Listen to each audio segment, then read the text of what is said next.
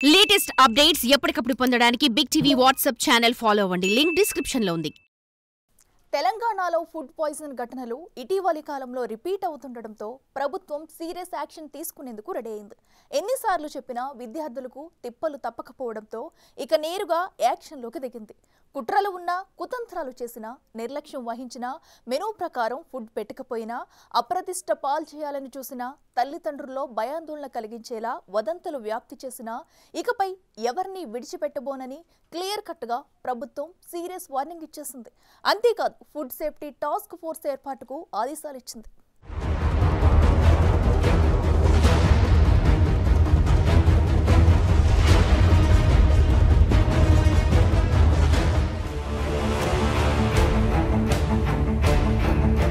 పేద పిల్లల విషయంలో రాజకీయం కరెక్ట్ కాదు.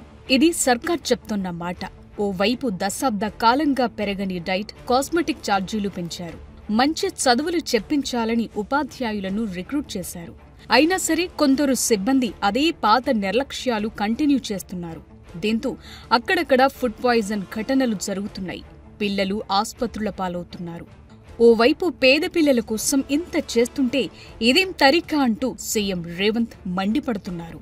సో గురుకులాలు, స్కూళ్లు, ప్రభుత్వ హాస్టళ్లు, అంగన్వాడీలు, ఆస్పత్రుల్లో ఇకపై ఫుడ్ పాయిజన్ అన్న మాటే వినిపించొద్దని గట్టిగానే వార్నింగ్ ఇచ్చారు. పేద పిల్లల చదువుల కోసం ప్రభుత్వం ఏం చేసిందో ఓసారి చూద్దాం. పెరిగిన ధరలకనుగుణంగా వసతి గృహాలు, గురుకులాల్లో పిల్లలకు డైట్, కాస్మెటిక్ ఛార్జీలను 40% పెంచింది. 3 నుంచి 7వ తరగతి వరకు 950గా ఉన్న డైట్ ఛార్జీలను 1330కి పెంచారు. 8 నుంచి 10వ తరగతి వరకు 1100 నుంచి 1540కి పెంచారు. ఇంటర్ నుంచి పీజీ వరకు 1500 నుంచి 2100కు పెంచారు. ఈ ఛార్జీల పెంపుదలతో 7.65 లక్షల మంది విద్యార్థులకు లబ్ధి చేకూరింది. విద్యార్థులకు పోషకాహారం అందించాల్సిన బాధ్యత టీచర్లు, హాస్టల్ సిబ్బందిపై పెట్టింది. హాస్టల్స్ లో మౌలిక వసతులు పెంచింది. టీచర్లను రిక్రూట్ చేసింది. అంతా సాఫీగా సాగుతోంది అనుకున్న టైంలో వరుస ఫుడ్ పాయిజన్ ఘటనలు కలవరపెట్టాయి. దీంతో అలసత్వాన్ని పూర్తిగా తొలగించేందుకు ఇప్పుడు నేరుగా రంగంలోకి దిగింది రేవంత్ రెడ్డి సర్కార్. సాధారణ తనిఖీలతో పనయ్యేలా కనిపించకపోవడంతో ఫుడ్ సేఫ్టీ టాస్క్ ఫోర్స్ ఏర్పాటుకు ఆదేశాలిచ్చింది రేవంత్ ప్రభుత్వం. ఫుడ్ సేఫ్టీ కమిషనర్, సంబంధిత శాఖ హెచ్ఓడి లేదా అదనపు డైరెక్టర్, ఆ శాఖ జిల్లా ఆఫీసర్ను ఈ కమిటీలో సభ్యులుగా నియమించింది. తనిఖీలు చేపట్టి కారణాలతో పాటు బాధ్యులను గుర్తించి రిపోర్ట్ ఇవ్వాలంది.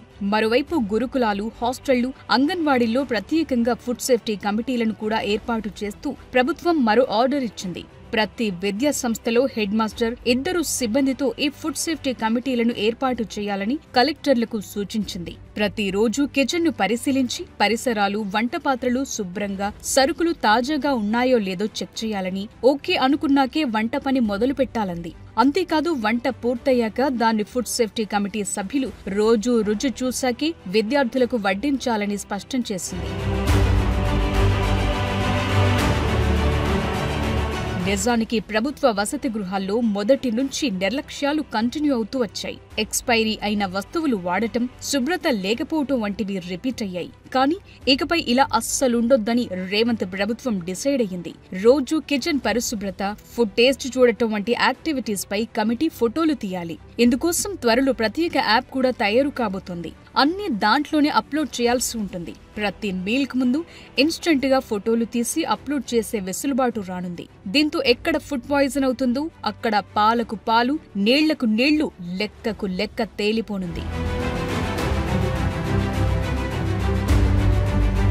ఈ మొత్తం ఎపిసోడ్ పై సీఎం రేవంత్ రెడ్డి చాలా సీరియస్ అయ్యారు. అంతేకాదు సిబ్బందికి క్లియర్ కట్ సూచనలు కూడా చేశారు. గురుకులాలు, ప్రభుత్వ వసతి గృహాల్లో ఉండే విద్యార్థులను టీచర్లు, సిబ్బంది కన్నబిడ్డల్లా చూసుకోవాలని, పరిశుభ్రమైన వాతావరణంలో పౌష్టికాహారం అందించాలన్నారు. కలెక్టర్లు తరచూ స్కూళ్లు, హాస్టళ్లు, గురుకులాలను తనిఖీ చేయాలని తాను పదే పదే ఆదేశిస్తున్నప్పటికీ రాష్ట్రంలో ఫుడ్ పాయిజన్ ఘటనలు జరగటమేంటని ఆగ్రహం వ్యక్తం చేసిన పరిస్థితి. విద్యార్థులకు హైజీనిక్ ఫుడ్ అందించే విషయంలో ఎవరైనా నిర్లక్ష్యంగా వ్యవహరించినట్లు తేలితే వారిని సస్పెన్షన్లు కాదు, డైరెక్ట్ ఉద్యోగాల నుంచి తొలగించేందుకు వెనుకాడబోమని గట్టిగానే వార్నింగ్ ఇచ్చారు. పేద విద్యార్థుల కోసం తాము సానుకూల నిర్ణయాలు తీసుకుంటున్నప్పటికీ ప్రభుత్వాన్ని అప్రతిష్ట పాలు చేసేందుకు ప్రయత్నిస్తున్న వారిపై కఠినంగా వ్యవహరిస్తామన్నారు. వదంతులు సృష్టిస్తే వారిపైన యాక్షన్ తప్పదన్నారు. దీన్ని రాజకీయం చేయడం అనేది చాలా దురదృష్టకరం. ఎందుకంటే దీని వెనకాల ఒక అదృశ్య హస్తం ఏదో పనిచేస్తున్నదనేది మా యొక్క అనుమానం. ఎందుకంటే ఈ ఒక్క దాంట్లోనే కాదు, ఈరోజు మూసీ నదిని తీసుకున్నా కూడా ఒక పక్క ఫార్మా కంపెనీకి సంబంధించిన ల్యాండ్ అక్వైర్ చేసిన విషయంలోనైతేనేమి, మరి ఈ విధంగా గిరిజనులను అడ్డు పెట్టుకొని డ్రామాలు ఆడడము, మూసీ నదిని అడ్డు పెట్టుకొని డ్రామాలు ఆడడము, అదేవిధంగా ఈ హాస్టళ్లను అడ్డు పెట్టుకొని డ్రామాలు ఆడడము అంటే ఒక ప్రణాళికతోటి కావాలని ప్రభుత్వాన్ని నడపకుండా చేయడానికి పదే పదే కాళ్ళకి ఏదన్నా అడ్డం పడేసి ప్రభుత్వాన్ని పని చేయకుండా చేసే కార్యక్రమం జరుగుతుందనేది.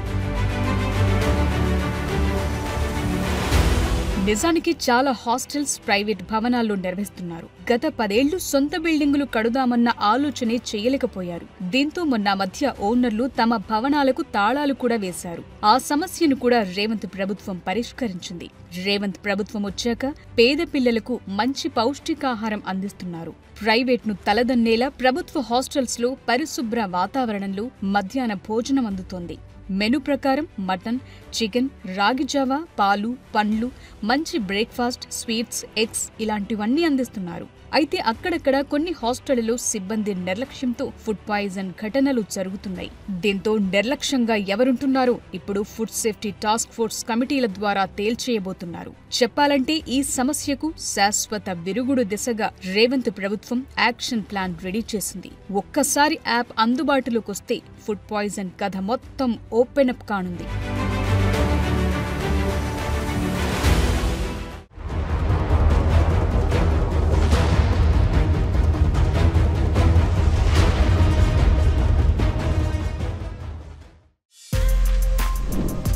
For more videos like this, subscribe Big TV channel.